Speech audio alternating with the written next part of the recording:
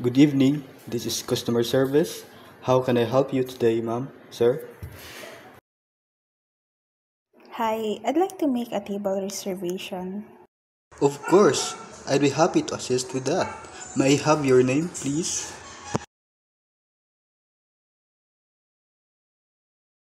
My name is Ninlene. Thank you, Miss Nilin. How many people will be in your party? 4 people. Noted. And what date and time would you like the reservation? This Saturday at 7 o'clock p.m.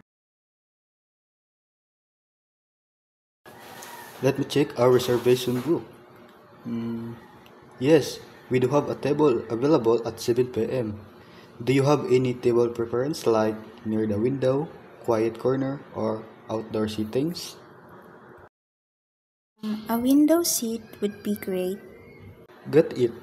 May I also have your contact number, please? Sure, here my number. It's 0917-555-1234.